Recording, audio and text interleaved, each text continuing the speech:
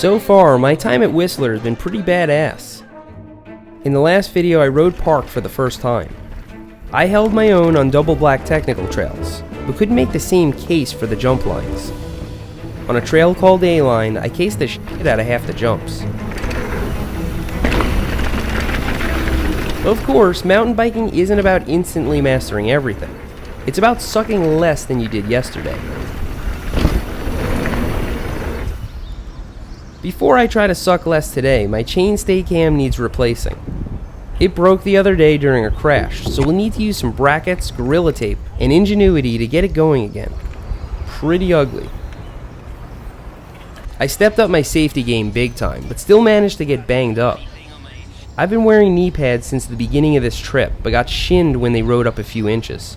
My thumb is also bruised from that same crash. I did step up to a full-face helmet though, and I actually hate it less than I thought I would. I'm banged up, and I feel like I might be getting sick, but right now I could care less. It's time to ride some downhill. First, a warm-up on the blue trails.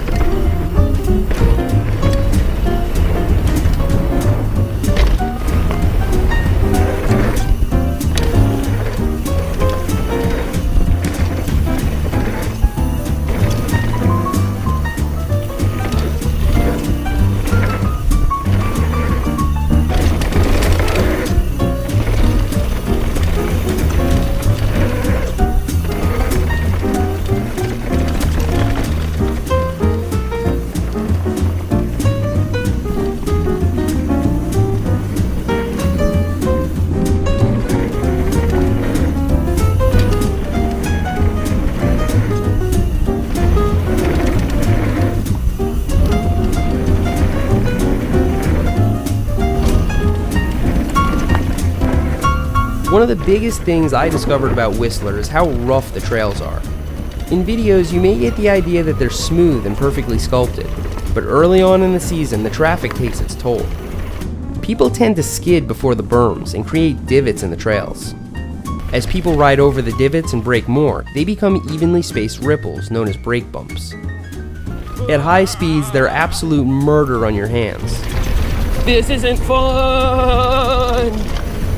While it does help to loosen your grip on the bars, these bumps can rattle the bike right out of your hands. Those who ride park every day seem to get used to them. Still, brake bumps are a small price to pay for endless downhill. Waiting for me at the bottom was none other than Jordan Boostmaster.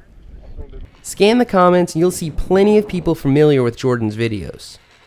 Before everyone rode with stabilizers, he was posting watchable point of view footage, using nothing but a helmet cam. His pink bike resume is also quite impressive. After a long winter with a broken wrist, Jordan was eager to hit the trails again. So you're just going to hop on the lift and meet us at the top? Yeah, he's just about on the lift right now, so it won't be long. Nice. Jordan and Wesley have been riding this park for years, long before I knew there was such a thing as lift access downhill. Even as the trails changed, they seemed to know just about every line in this place. I was paying close attention.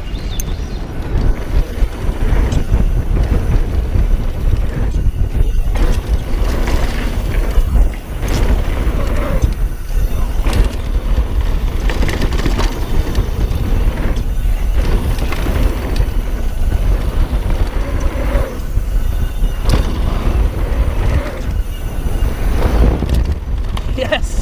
While following Jordan and Wes, I noticed something different. I was clearing jumps.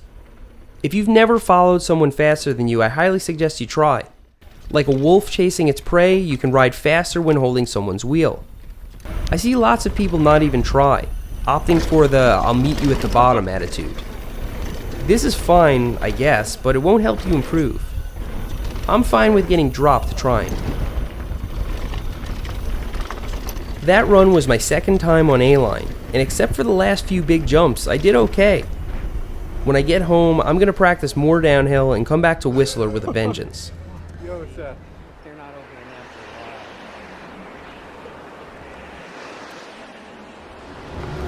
a while. We headed up the second lift where there's lots of gnarlier, rockier stuff. Should I take out my camera for this? 1 second, I get my camera out. Does this look small on camera? It's not.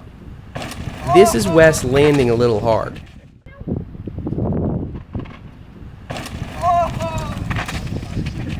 But look at how this guy's suspension gets decimated. Hard to land is good.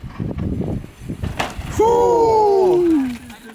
The bike loved that one. Yeah, I remember Kurt blew up his wheel from that. Or... Seeing this stuff on your 4-inch phone screen can be deceiving, but take a closer look at this drop.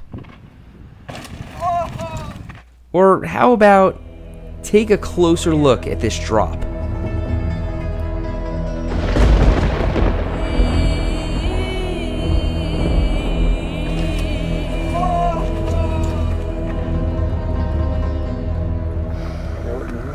This is like the gnarliest part of the trail.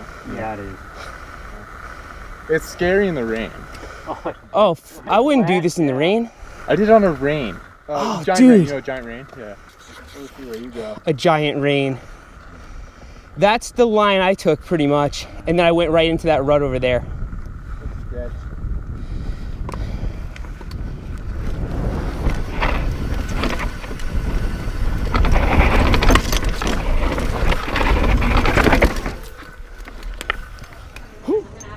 As the day wore on, what started off as I might be getting sick turned into, fuck, I'm definitely getting sick.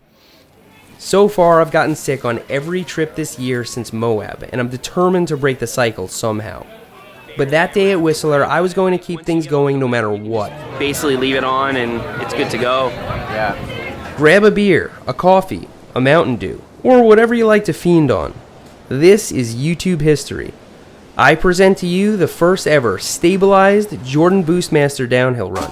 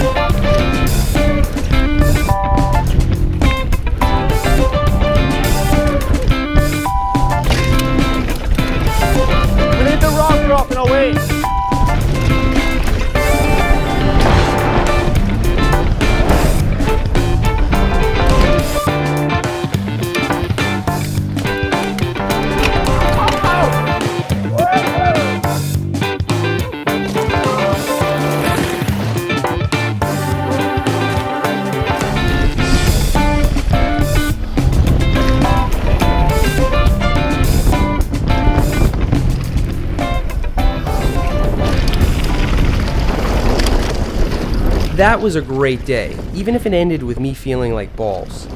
I made progress, made new friends, and got some amazing footage. What more could anyone ask for?